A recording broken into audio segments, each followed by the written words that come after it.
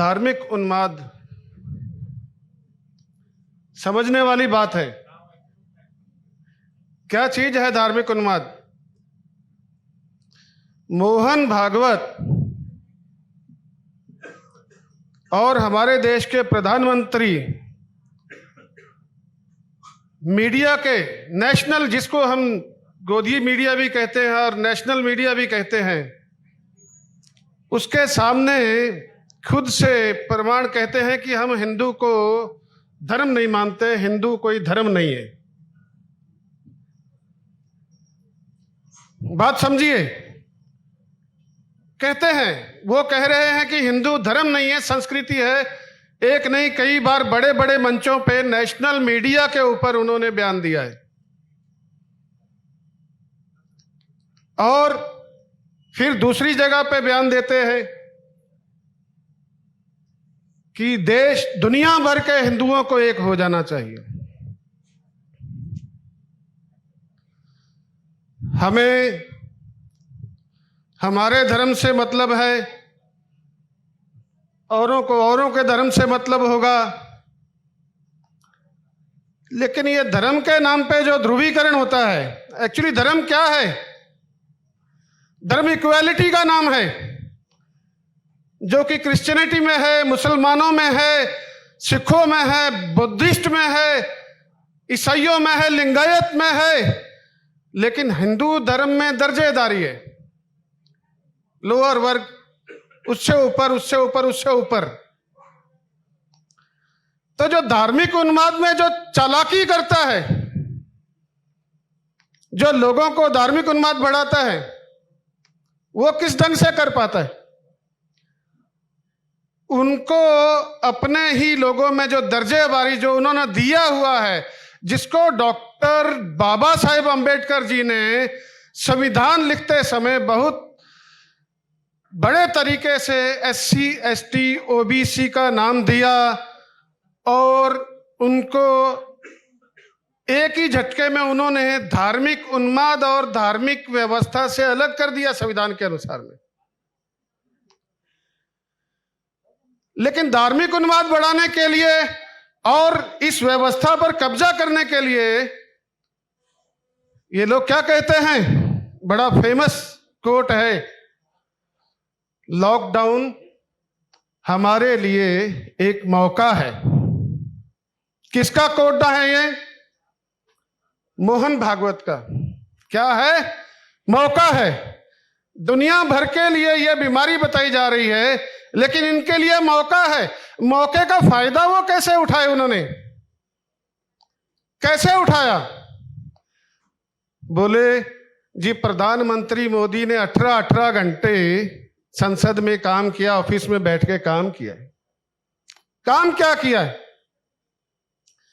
हमारे गांव की कोई समस्या होती है, गली मोहल्ले की समस्या होती है, तो 10 लोग बैठ के उसको डिस्कस करते हैं कि ये काम ऐसे किया जाना चाहिए, ऐसे किया जाना चाहिए। सिर्फ सबके मनोगत से फिर एक बात पर शामिल होता है कि हाँ, ये बात ऐसे होनी चाहिए, तो ही सबके सहमति होगी और ठीक होगा, तो उसको पास किया जाता है। उसको बोलते हैं ये मता हमारा पास हो गया। यहां क्या हो रहा है? हम कैसे सिस्टम में जा चुके हैं, जो हमारे लिए आज गद्दार का रोल अदा कर रहे हैं या गद्दारी बन चुके हैं।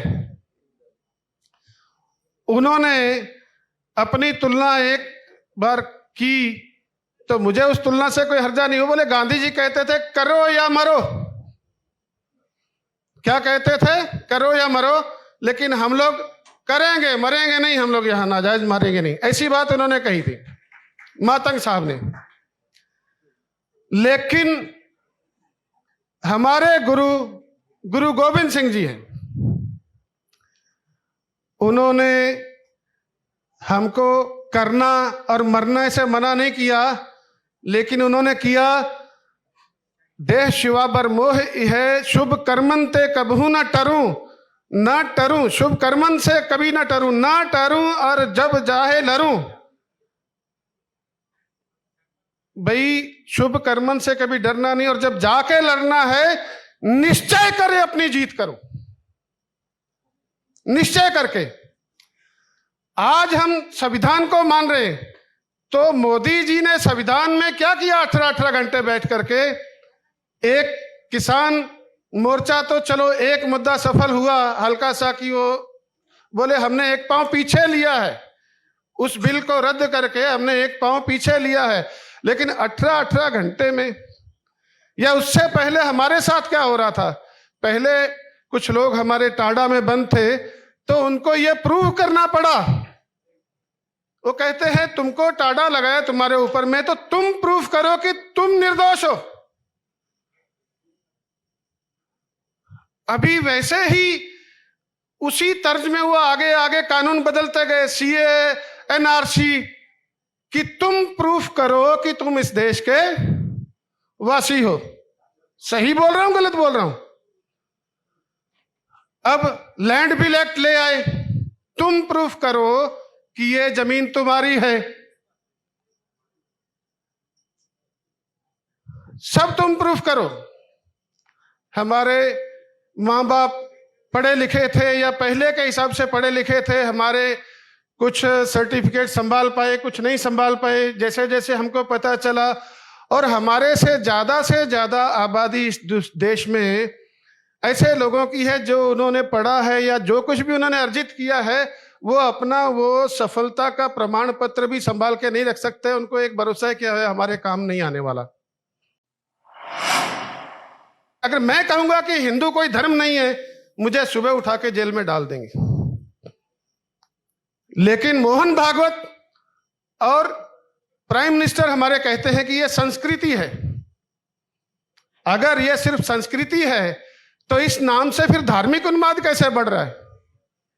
कोई संस्कृति आपस में लड़ने को नहीं कहती। तो यहां पर हर प्लेटफॉर्म का यूज हो रहा है। अगर कोई गया सुप्रीम कोर्ट के पास में कि सर जी ये इलेक्शन में या चुनाव में ये तकलीफ है, नहीं, वो इलेक्शन कमीशन तय करेगा। और इलेक्शन कमीशन वाले पहले से ही जवाब दे रहे हैं कि हमारे पास तो इसका आप सामने खड़ी है, इसको बगैर हाथ लगाए आप सिद्ध कर दो कि इसमें कोई घोटाला नहीं है।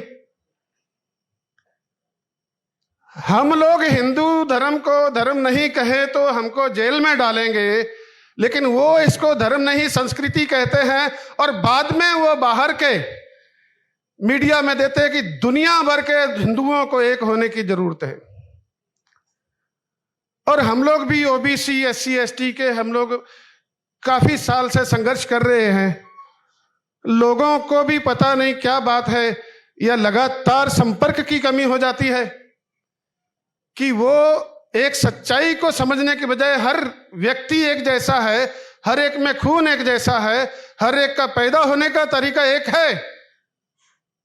लेकिन हमारे जो बीच में से जो गद्दार लीडर ऐसे निकल जाते हैं, उन्हीं जैसे लीडरों को वो यूज करके हमारे ही लोगों के खिलाफ हमारे समाज में तोड़फोड़ करते हैं। जैसे संगठन में, समाज में तोड़फोड़ करते, धार्मिक उन्माद बढ़ाते हैं। तो आज अगर हमको हमारे खिलाफ अगर कुछ हो जाती है, तो मैं अगर देखूं देश में रोज कितने बड़े बड़े कांड होते हैं न्यायिक तौर से। बचपन से डेली अखबारों में मैं चार पांच बलात्कार के केस और ये पढ़ता हूं। बहुत मुश्किल से किसी केस में पढ़ा होगा कि यहां पर किसी को कोई सजा हुई है या कोई थोड़े इतने साल के लिए सजा लगी। नहीं तो हमारे जो बीच की जो लाइन है जिसको ये लागू करना होता है, कोई रिपोर्ट लेने जाए, पहली तो व्यवस्था यही है कि रिपोर्ट से आपको मना कर दिया जाएगा कि आप लोग आपकी रिपोर्ट दाखिल नहीं हो सकती, आप दूसरे में जाओ, दूसरे एरिया में जाए। ऐसे बहाने बना बना के जलील कर करके पिछले इतने बड़े बड़े कांड हो गए कि ना तो उसका सुप्रीम कोर्ट ने संज्ञान लिया, ना किसी और देश के नेता ने संज्ञान लिया, ना उसके बाद में नेशनल मीडिया ने आवाज उठाई। सोशल मीडिया पे बातें चलती, सोशल मीडिया पे लोग न्याय मांग रहे। हमें निश्चय कर अपनी जीत करनी है। गुरु गोविंद सिंह जी ने कहा था नहीं है, क्योंकि हम तो आज भी उन्हें मानते हैं कि वो है। कहा है, चूंकार अज हमा हीलते दर गुजस्त, ये फारसी में लिखा गया है। औरंगजेब को एक पत्र है, उसको हम लोग जफरनामा बोलते हैं, उसका अनुवाद है। चूंकार अज हमा हीलते दर गुजस्त, क्योंकि हमको सारे हीले वसीले हमने अपने न्याय के, अपना हक पाने के लिए करके देख लिए।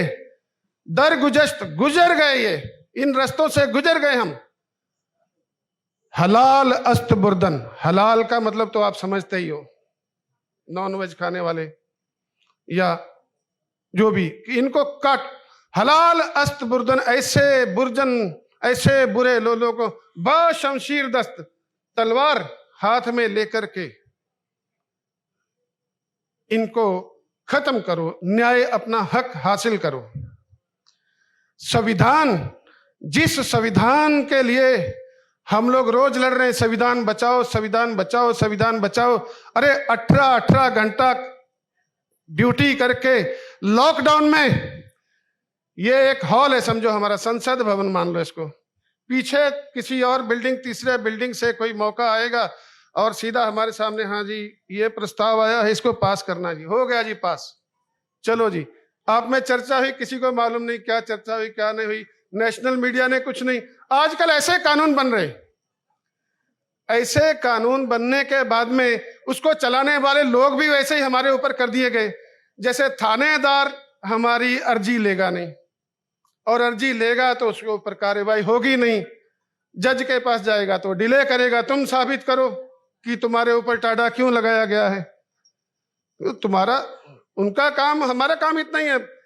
एक बार मुझ पर, मैं ढाबा चलाता था तो मुझ पे किसी ने नाजायज केस लगाया, तो मैं जज के सामने गया, मैं बोला जज साहब मेरे ऊपर ये लोग नाजायज केस डाल रहे हैं, जबरदस्ती लिखवा रहे हैं, तो मैं ये नहीं कह, मेरा ये कसूर नहीं है। तो जज साहब बोले आप अंदर आइए, मेरी बात सुनिए। मैं बोला क्या है सर? बोले आप जो कह रहे हैं वो ठीक है, ये ऐसे ही है, आप फिलहाल साइन कीजिए, आपको करना होगा, उसके बाद में जब केस लगेगा हम देखेंगे। मैं बोला देखिए जज साहब आपके सामने ही है कि मेरे साथ नाजायज, मैं आपके सामने केस साइन कर रहा हूं, मैंने जज के सामने साइन किया जो पुलिस ने लिखा था।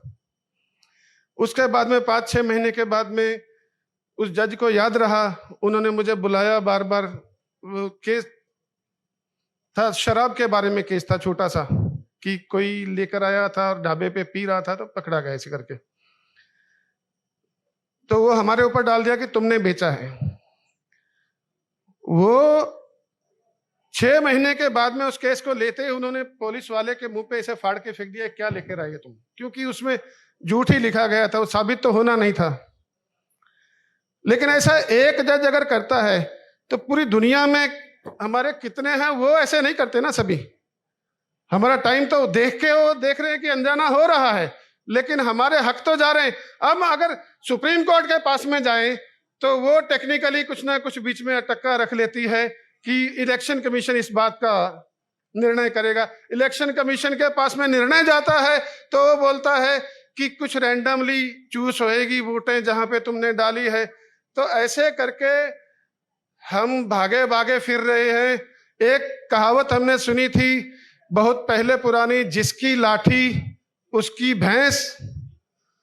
तो हमको शांतिमयी तरीके के साथ चलते चलते अपना पाया, अपनी कदकाठी मजबूत रखनी होगी। लाठी हमारे हाथ में हो तो कुत्ते बिल्ले डर के दूर रहेंगे, हमें काटने को नहीं दौड़ेंगे। और यही हमें करना पड़ेगा। समय बहुत हो चुका है, हमें वामन मेश्राम साहब जी का भी अगुवाई लेनी है और बाकी लोगों को भी सुनना है। अगर मैंने किसी वजह से कुछ गलत या किसी को कुछ ऐसे हो जाता है, उन्वेग में बात गलत निकल जाती है, तो उस चीज के लिए मैं सभी से माफी चाहूंगा। लेकिन धार्मिक उन्माद क्या है क्या नहीं है, इसका निर्णय लोगों को अगर हक चाहिए तो अपनी जाति को SC ST OBC के ढंग से पहचानना सीखो, अगर आपको हक चाहिए तो। और अगर आपको नहीं चलना है तो फिर रोज नए नए देवता तो पैदा हो ही रहे हैं। हमारे सामने सामने ही तेंदुलकर के भी मंदिर बन गए, अमिताभ बच्चन के भी मंदिर बन गए, और जो अभी हमारे सामने ही बन रहे हैं मंदिर कितने बन गए हैं। और लॉकडाउन में इन्होंने कितना लोगों का नुकसान किया, फिर भी ये लोग अपने चालाकी से, अपने पकड़ से पंजाब में पूरी की पूरी सत्ता पलट करके अपनी पार्टी को लेकर आते हैं। यूपी में जहां पे मार मार के दौड़ाया जा रहा था, वहां पे भी इनकी सत्ता बहुमत में आती है। तो सोचिए आप कि खाली सिंपल अपन विचार गोष्ठी करते हैं, इससे हमें ज्ञान तो प्राप्त हो जाता है, जब तक हम अपने इन निर्णयों पर चलेंगे नहीं, हमें कामयाबी नहीं मिलने वाली। धन्यवाद।